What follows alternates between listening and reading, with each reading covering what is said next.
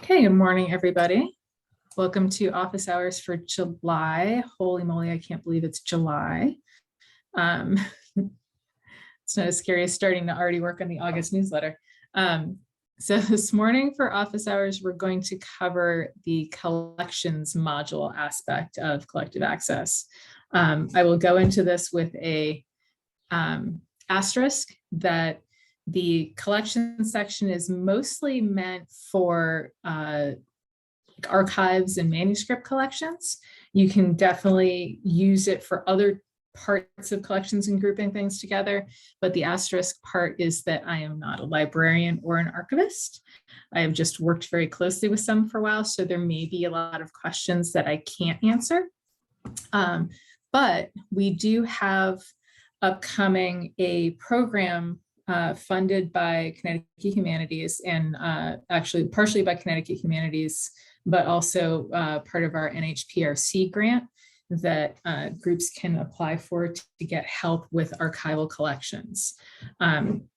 There will also be some tutorials from actual real archivists on how to do finding aids and how to catalog finding aids and things like that. So look out for announcements for that. They should be coming out probably. The announcements should probably be coming out in the next 2 to 3 weeks. But it's very exciting for anyone with archival collections who wants to learn how to deal with all those boxes and boxes and tons of papers lying around. So, okay, so collections. So when you go into your collective access, a lot of the time, most everybody, I think I set up with a little counts window here. So to get into your collections, you can either just click on the collections part or do the usual find collections and go to the findings, finding part. Oh, and as usual, I'm going to be flipping back and forth between the sandbox and between Fairfield's system. We have a decent amount of finding aids in. We're still working on doing some cleanup with them because previously most of our finding aids just existed on paper. So we didn't have anything in like a system that we could import or try to import or anything into this database. So we're getting there, but we're still cleaning up a lot, but it's a good thing for an example. So just gonna I am gonna go into the sandbox for the moment. So this one is set up just to have the spreadsheet view to it. So you use collections, like I said, primarily for like archival manuscript materials, but looking at it from the more object museum-y kind of side, you can also use it for photograph collections. Fairfield has started to use it for photograph collections. It's a very hierarchical arrangement. I think I had a fake photo thing set up in here somewhere. And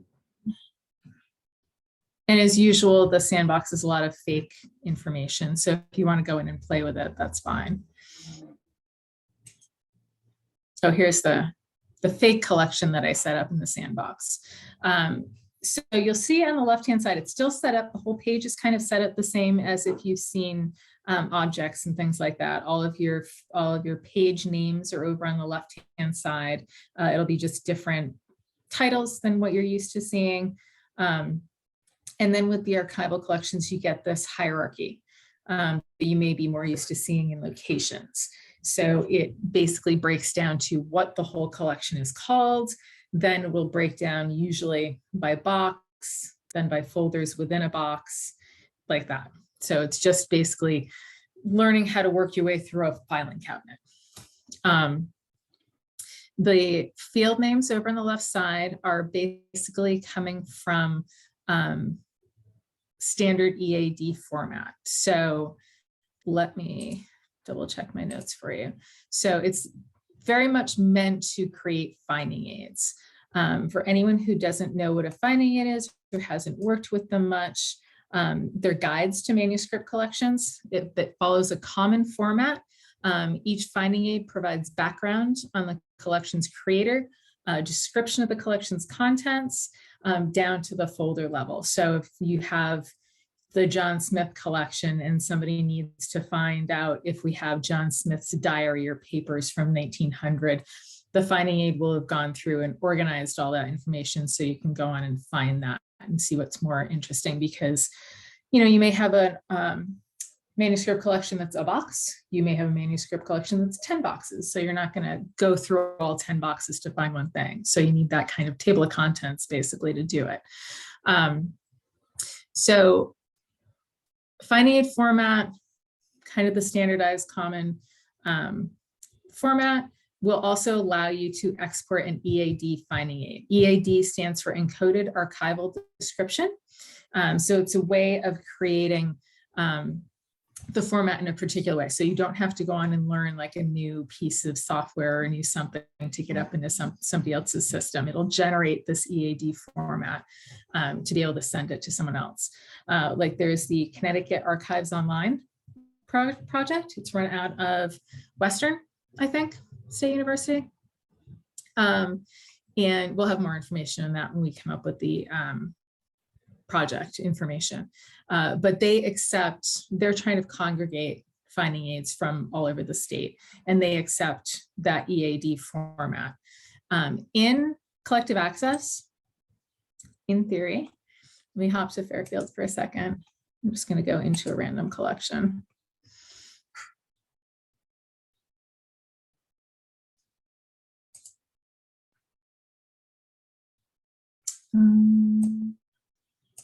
Oh, and here's Fairfield's photo collection, how we have it organized. In theory, there's this little export data button up here that you can click it, and it'll say EAD exporter. It is currently not working. There's a bug in it, but when you click export, it'll supposedly come out with the correct format. I'm not worrying about this right now because all of that's going to get updated when we do the portal update. Because for those of you who haven't heard, we did get the NHPRC grant for this archives project, but it also involves updating our public portal. So the public portal will get a facelift, so it'll look nicer, be a little bit more intuitive, have some more information, and also we'll be able to put archival materials up, like finding aids and that kind of thing will be included. That was the main push of this grant. So in theory, for whatever your purposes, you'd be able to export that data. We're planning on making this as streamlined as we can, so we're not adding any workload to you. So all of that information that's getting put into the system automatically will go through. There's nothing that you have to do. This export data with the EAD is simply for if you wanted to export it and put it on your own websites or things like that, which I don't have a lot of working knowledge of transforming EAD to websites at the moment, but as Fairfield is redoing their website, I may know more before too long, but I'm not going to worry about that right now because we will be having this available on the public portal. Back to the sandbox. So you can see up here, there's on the left-hand side, your page names, identity elements. The main name of the collection here. It works very much in the same way as objects. Over here on the left, you can change the type. There's different types available. Oops. Let me try it from this. I'll make it a Fairfield that I know works.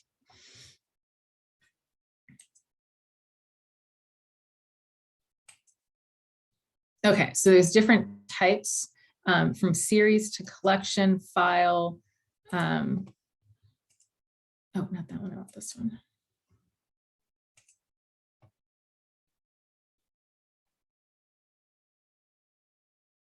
I should go to an actual collection.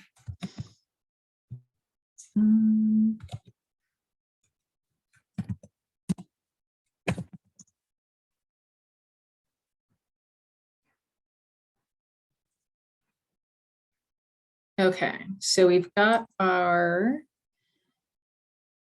Roger Minot Sherman papers as MS2. It's one of our early collections. And below that, you'll have, let me come up, there's a whole list of what you can choose from. Maybe I'll just do it as a new record and you'll be able to see it. Okay, so collection will be the top level, then series, then sub-series. And then file. So we'll usually pick like series as a box number. Sub-series will be like if you have that broken down into series by box, and then the file is an actual folder. The names don't 100% jive with like box and file, just because of the way this is set up, but it's the same idea.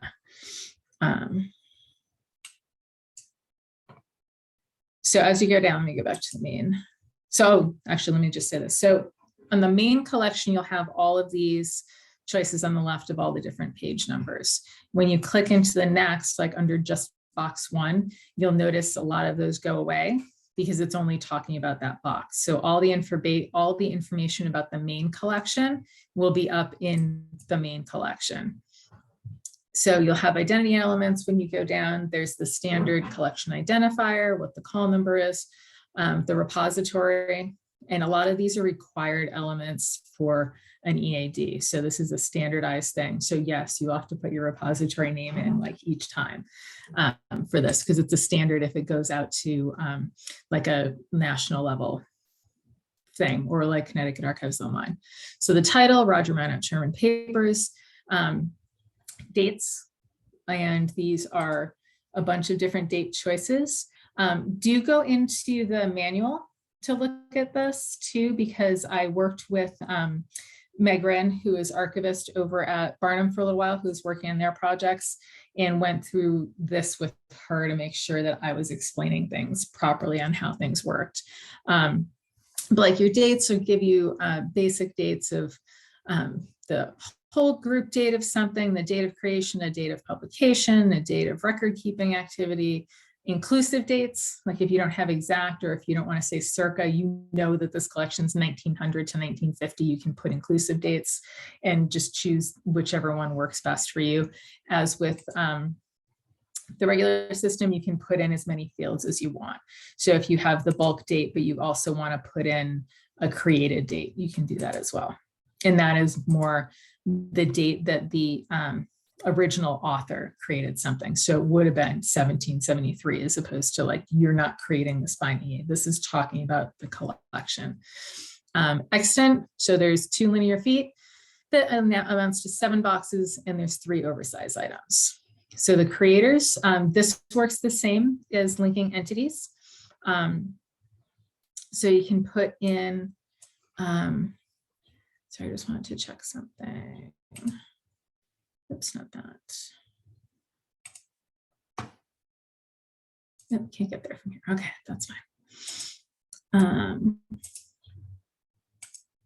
Okay, and now I just moved you guys from blocked portion of my screen. There we go.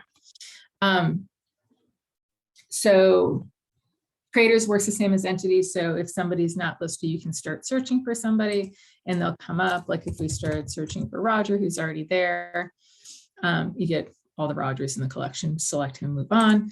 If they're not there, it'll ask you if you want to create somebody, the usual like that. So the next down is administrative biographical history element. And this is basically describing what the collection is, giving people background and biographical information on it, historical information on it. We just have a nice little paragraph blurb on this one. I've seen others that people had time to go in and research, plus it's a more extensive collection, so there'll be like a huge long bio on it. Also your usual accessible to the public button at the bottom. Right now, if you click that, it won't do anything because we're not up yet. After the portal's done, then it'll be applicable. So under content and structure, this is, again, this is all library standard setup for this. Scope and content. Oh, and if you hover your mouse over the name of the field, it'll give you a little blurb about what it is. So if you don't have the manual to hand to flip back and forth, it'll kind of just tell you what it is. So scope and content, how much it includes, when it includes, what kind of content. Is it correspondence? Is it bills? Is it legal papers? And then there's system of arrangement, just kind of describing how things are arranged. Like all the personal correspondence comes first, business records are done second, things like that. Conditions of access and use. And as with anything, you don't have to fill in every single field. If you don't have information for a field or aren't sure, just leave it blank. That's fine, because you can always add it in later. Sometimes collections will have conditions for access. Very rarely people will take in a collection that has restrictions on it. Sometimes there might be a simple one if somebody is giving you their childhood diary. So they want to say, I don't want anyone to look at this for 50 years. So in 50 years, you can say, okay, starting this date, no one is allowed to look at this until after the year, 2025 or something. Physical access, general notes for that. If there's any special conditions, if something's very fragile, if it needs to be wrapped a certain way or boxed a certain way, it can go there. And technical access restrictions for any technical requirements, like something's only in PDF format, so you can only see it there, or, a certain kind of thing. Most of the time, I don't see these filled out, even in just general rule. Other finding aids, if there's other things that relate to this. For instance, Fairfield, I was just looking this past week, we've got a collection from an architect, from Cameron Clark. His wife, Agnes, was a landscape architect, and initially their papers kind of came in together, and she was part of his collection. Down the road, we got more materials related to her, so we actually split her out into her own collection. So that would be something like this, that you would note that these two finding aids are kind of related, to say Cameron Clark's spouse, MS blah, blah, blah, has another collection here that was started in this date, so you can make a note there. Acquisition and appraisal, custodial history, just noting where things came from, where they came, when they came in, anything else that happened. Like this, we got from Bridgeport Public Library History Center in '79. And I love the others are from an unknown source. Way to record keep. Immediate source of acquisition, you can put there. Appraisal destruction, scheduling information, accruals, appraisal destruction, that's all pretty straightforward of what that would mean. If anyone ever needed to get an appraisal for their collection, it's not as common with papers as it is for like objects, but you may have that information. Accruals are things that were put with a collection. So for instance, that Agnes Clark collection, we had her original material that came in with her husband's, and then years later, we got another donation material that related to her. So that would be and this material, the original material was 1979. This other material was added in 1985, something like that. Related materials, existence, location of originals, location of copies. If you had, for instance, a Xerox copy of a journal or logbook, like we have a Xerox of something that's out on our reading room shelves. It's decently okay to read. They did it years ago so that the original wouldn't have to keep being accessed. So this would be somewhere where you would say, Peter Perry's Mill journal has been Xeroxed and is available on the reading room shelves, something like that. Nowadays we would scan it and make it available that way, but this is catching up on old records. Related archival materials, just something that relates. Publication note, you can say if anything was ever published and track that there, or if the collection was published somehow. Notes, my favorite, just any notes you need to add about anything. General notes. Conservation notes, if you're going through a collection, notice that a particular item is in need of conservation, you can note it there. When that gets conserved, you can note it there and say this item was conserved as on this date. And as with anything, when you see the little plus in the general notes, you can add the extra fields. Processing information will usually be who's processed the collection and when. That's a very standard thing when you're going through, and I don't know, I'm going to go to one of our online ones here. don't think it says it on this one because this is a later one, but it'll usually say, like this collection was processed by Barbara Austin in 1985. So you can go back and see who did the collection. Preferred citation is usually a standard. And I have it written down in the manual. Meg gave it to me of like what you're usually with a standard will be is the collection name, the box, the series, the file, whatever, and the item that somebody is citing in their paper, their research or something.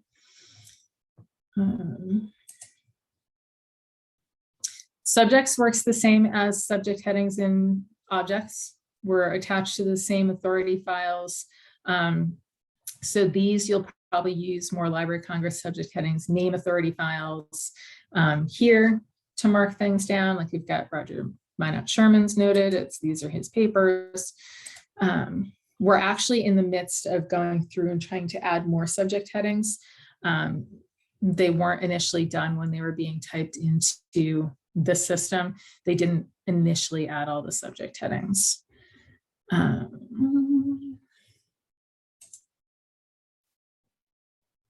Relationships to other things. We've got oversized items, account books and things that we've put in as objects. So we're relating them to this collection here. You can relate the people or see where the people are related. Related lots is good to use for this. This is more when you get a huge bulk of material in, and I'll go with my standard. I give you everything that's related to my wedding. I bring in my dress, my shoes, the photographs, and I've brought you ephemera, the wedding invitation. I've also brought you the journal of my day-to-day entries of planning the wedding. So, all of this stuff all belongs together and tells the full story. So that is a great candidate for making sure that you have a lot recorded in the system, and then everything kind of gets spread out from there. So my day-to-day journal and diary entries would end up in the manuscript collection. They'd be organized this way, and you'd link to the other objects. Physical storage locations can be recorded here. We haven't done it that much. We should, but we have not, mostly because like many manuscript collections, the manuscript number is their finding aid. So there's not necessarily a range, shelf, box kind of thing, especially because they can move around a lot. You'll have MS 13, MS 15, MS 93, and you just find them within that run on your shelves. Loans, which is rare, but it's around. Admin, just the regular record standards, record status, accessible to the public or not. Now the summary is where you'll see, I should have skipped to this, is what the finding aid will look like when you print it out. So the standard canned displays that come with all this are a basic, collection finding aid, full finding aid. I'm not sure what the difference between those is, honestly. Identifier and title and main collection. Actually, identifier and title I created. Yeah, so your basic kind of cuts down on some of the information at the top. I usually just go collection finding aid because that's what I would want to print out. So we have a lot of hard copies in books for people to just flip through. So this is where you would run your report and print your copy from this. And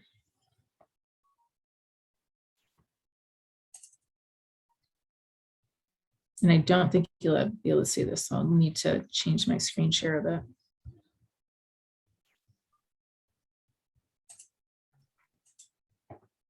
Oh, can you see that? Mm-hmm. Okay, good. So this is what like a printed out version would be. So this is what we would print out and put in our fancy binders in our reading room. So people can look through and flip through themselves, and all the items down here at the bottom will tell you where something is. So what do you need to know about Roger? Oh, his personal correspondence between these dates are here. Okay, great. This is all between these dates. And you can look down and say, oh, I'm not interested in anything from him until after 1820. So you don't have to look in anything before folder K. Kind of. Are those links? That's what I was just testing. I don't think so. They were originally supposed to be, and I know Beth Rose had been trying to get them to work as links. This is actually a question I'm going to tackle when we start working on the portal to see, because it would be handy if they were, just to send you to something. So there's, I mean, this is an extensive collection. So this is this all the way down. Actually making it, someone look at something. In the screen before, when you were showing how to put a related object in that summary, were those links? Were those links for the related object? Those are, yes.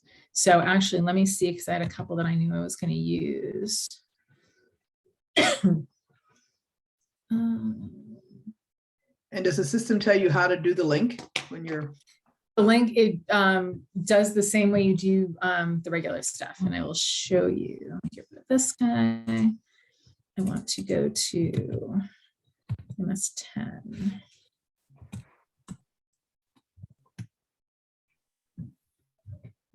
So one of the cool things is, so we've got our objects module, but you know, there's a lot of stuff that you want to, paper that you want to scan and be able to attach to its record, to its whole archival collection versus just being an object. Let me just go to this. Oh, actually may be where I wanted to be. So here's our Jennings family papers. Split up down here like this. We've got, I'm looking for series S.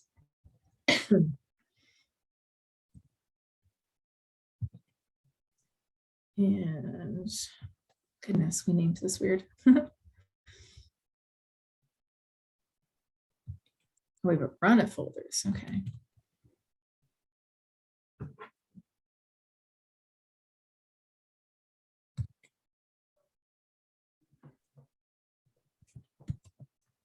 I'm going to go in the back way and see if I can get to it easier that way. Okay. So if we look at this, we have a bill for blinds from the Jennings family papers. So this is put in as an object because we're actually talking about the piece of the thing, and we can link media files to this here, because you can't link media files directly to the archival collection, but you do it through adding an object to this. So if you go to, I can do it two different ways, because of course the system lets you do things two different ways. And we'll say related collections. So folder 22. So here we are back in the archival collection. So that bill for the blinds that you're seeing has been added here as an object within folder 22. And that is part of this series, which is part of this, which is part of the papers. So if you wanted to add a different one, it's very similar to how you do locations. So you make sure you've got like folder 22 selected. You can add an object right from here and say we're adding a document, hit the little plus, and it puts you right into that object thing where we haven't saved it yet, so you don't have any of the selections.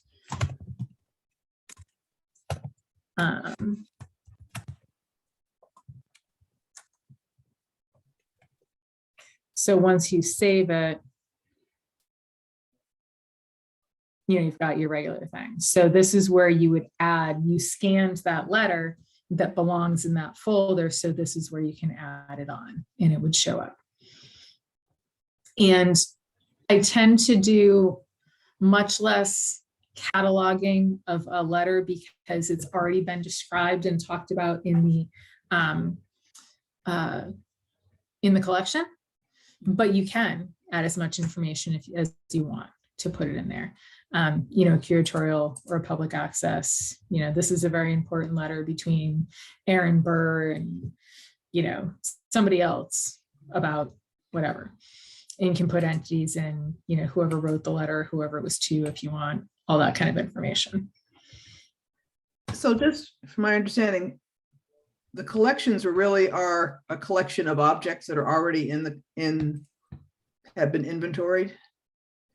Like we just got a box of family papers from Adrian Wadsworth, and they go back several generations, and they're invoices and deeds and all kinds of things. And we're just starting to go through it now. So we would enter each of those items as an object? Not necessarily. Okay. So the whole thing with archives, especially because you can get in so many objects with something. Someone will walk in and say, here's my boxes and boxes and 10 boxes of stuff. The amount of time that it would take to go through and individually catalog each individual extra item and scan each individual item would be a lot. It would take you forever just to do that one collection. That's why librarians came up with finding aids. So one of their biggest things is more product, less process is one of the mottos. Go through, organize the materials. That's when the finding aid gets created. So you would come in and say it was this person's thing. You come up and say, okay, these things were all of his business records. So this goes into box 1. All of his personal correspondence is going to go into box 2.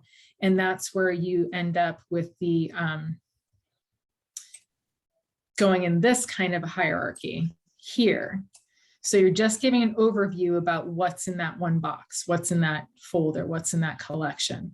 Then as you go, as you're going through, if you decide, oh my gosh, this stuff is so exciting and like important, and I really need to take the time to do this, then you can determine things that you want to scan or individually catalog or things like that. So papers generally are done as a collection, as a group, and to come out into this finding aid format. Let me get to this guy. To come out into this format here. Ooh, see, this is one of those ones that I said has a really long like biography and stuff in here. So this one's just saying in this series, this is talking about Aaron Jennings. It's his writs, deeds, and land contracts. They did this by people's names. Augustus Jennings, his probate papers, land deeds. This is in folder 1. The one above this is in series A, folder 1, series C, folder 1, things like that. Did that help? Yeah. Okay. This is the asterisk part of like, not a librarian, but I just was in the same office with some for a while. So I have the generic knowledge of it. Yeah, so you're having seen a lot of really large collections in. If you tried to go through and do everything individually, it would just be so long, take so long. The finding aid is created from all the information you put in. This is a separate form you fill out. No, you don't have to. That's the best part, is because this is set up in this way with these fields like this and with the content and structure, conditions of access, because it's set up this way, the report is set up to come out as a finding aid. Okay. And as with anything in the system, I mean, you can make your own display. Like I just needed to do, I wanted the identifier in the title. Oh, this works better with a whole huge thing. Hold on.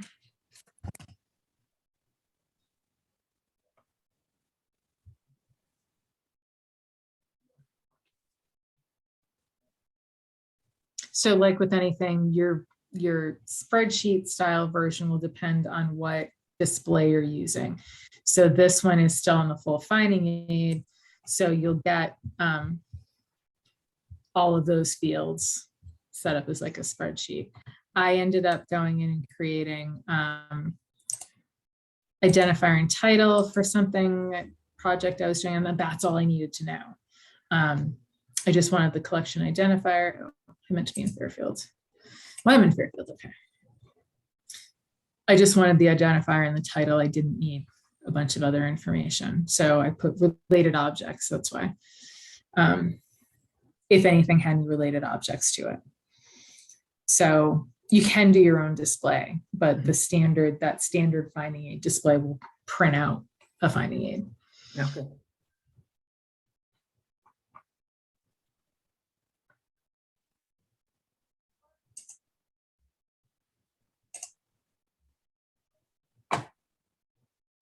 I just don't have this guy.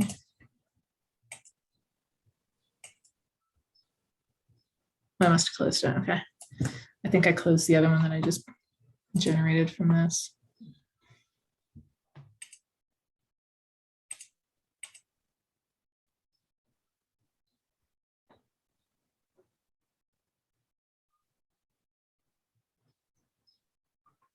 Yeah, so here's all of his stuff. Nice and long for somebody to wade through and try to figure out what they need.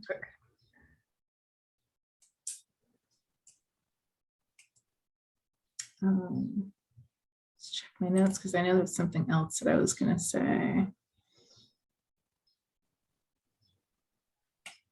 No, this is just another. Oh, I know what I was going to tell you.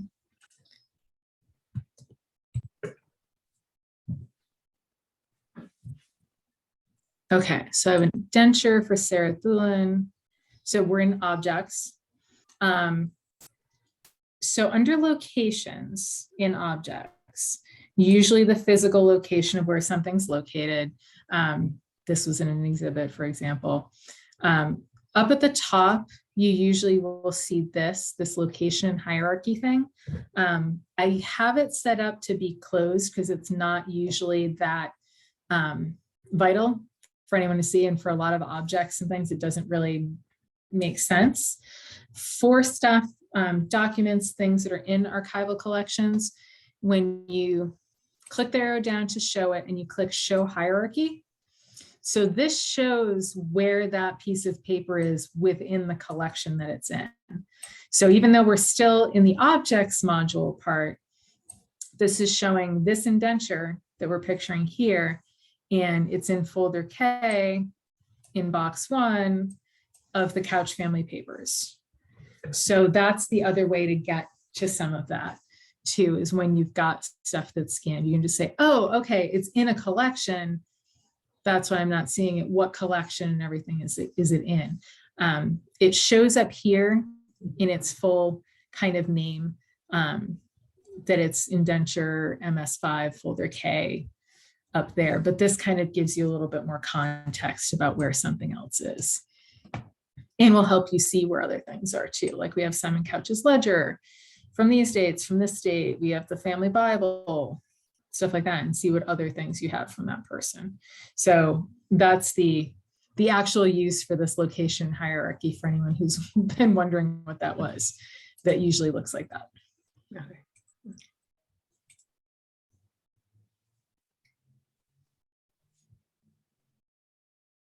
Oh, that was too.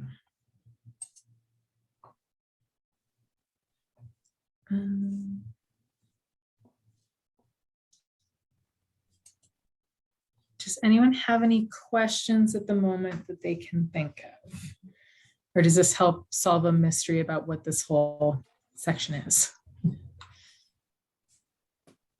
Diana, it's Scott. Hi. So, hi. So yeah, it does help a little bit understanding what this module is supposed to be doing. Is there anyone on the Connecticut collections that's also using it extensively, using this sort of module that you know of? I checked ages ago to see how many people were using it. Not that many. I don't even want to necessarily speculate. Barnum uses it. Barnum had it when Meg was on staff for their grant project. So Barnum has quite a few things in. Other than that, I'm not sure who else is really using it extensively at this point. I've been meaning to go in and look again, but it's a matter of having to go into each system and search and look. Even the ones, the handful of people that are using it are very sparse, like very few records at this point. I mean, partially because mostly we tend to be more museum-y, object focused, unless somebody has a library attached. Matatuck's starting to use it more. I don't know how far she's gotten, but Matatuck's got some archives and things in there.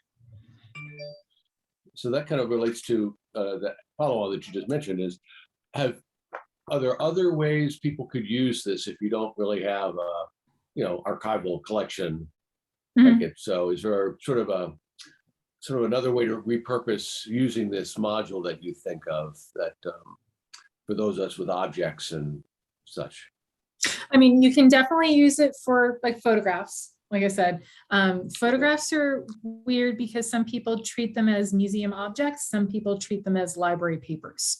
So it kind of depends on where your institution lies. Because Fairfield does not individually number and track the photographs per se, they fall in the library. That's why we have that photograph collection that's there and split up. But you can use it for other things. Like if you get a trunk full of items in, and you want to say like, this trunk is a collection. This is Sue Smith's collection in this trunk, and you want to keep it all together in a group. You can start off to just say Sue Smith collection, create the trunk, and then create all the objects within the trunk just to kind of keep them together. I know somebody else was using it for something like that. It's a different way of grouping objects together rather than using a set. The set is more on the fly, like it works well for things, but if it's a set, that's like a faux collection, a faux grouping of material almost in the sets. This would be more of a formalized, like this is the, the Sue Smith whole entire collection. She had 10 trunks. So you want to go through and catalog all the trunks and kind of keep them in a hierarchical format. And there really was somebody else that was using it, and I can't remember who it was that was using it for something else. I don't think we have like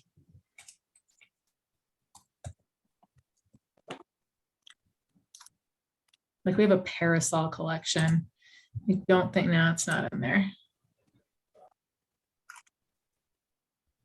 But I mean, in theory, I could put the parasol collection there and list everything. I've got kind of a cross hybrid between the way we deal with the photographs and as a collection is our Mabel Osgood Wright glass slides. So, and I haven't fully, her finding it's not totally in here, which I just realized in the last couple of weeks. So we've got the Mabel Osgood Wright collection where she's got a lot of papers and things like that, but then we've got the glass slides within that collection. And then they're all listed here individually that we've linked.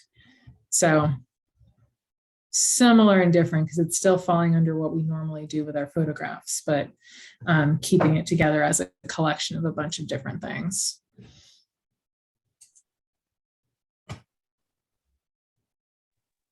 Thanks. Yeah. Anything else anybody else can think of, or if you have any questions about any other aspects while you're here?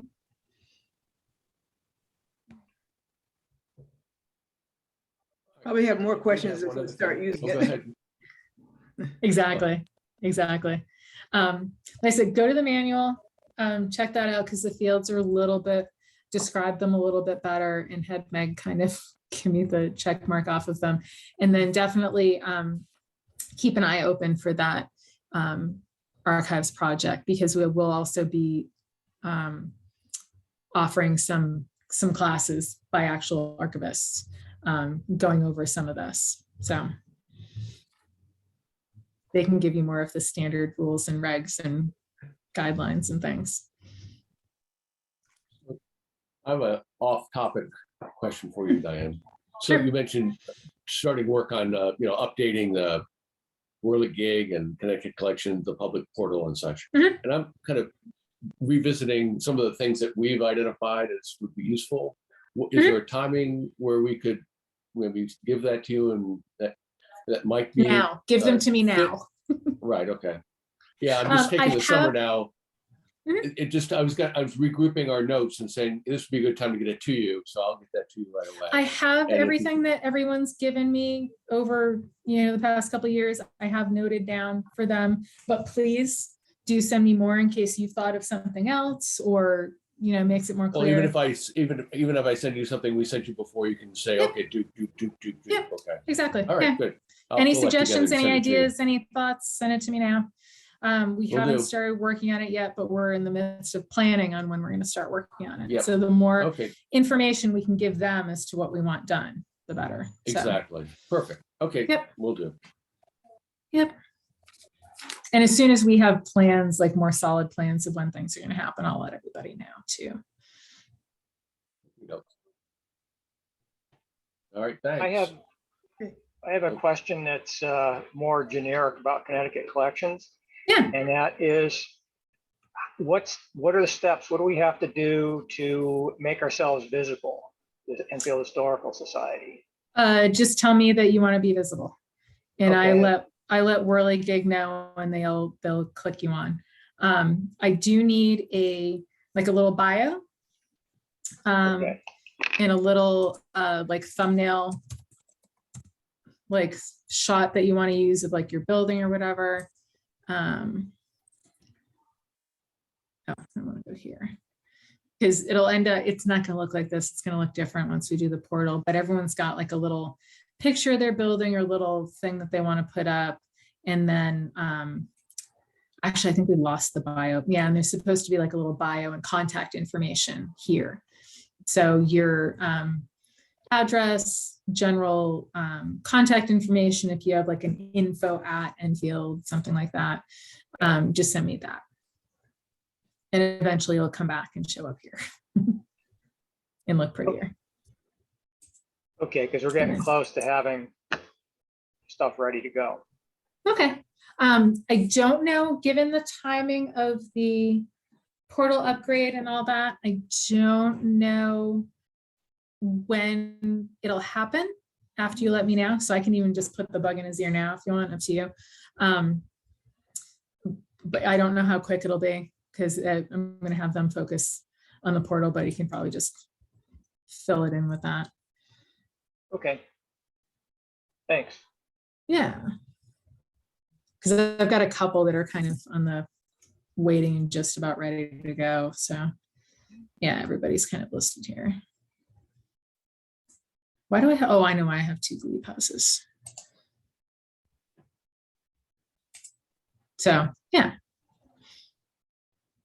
I'll add you to the list. Anything for anybody else? No, not me. But thank you. Okay, good. And I think I sent out in the newsletter that I changed next month's topic. I was going to do copyright, but I'm holding off on that for a little bit. Is doing so. It's going to be displays, which I haven't actually done like in office hours yet. So hopefully I will see you all next month. Okay. Great. Bye-bye. Enjoy your day. Thank you. Thank you.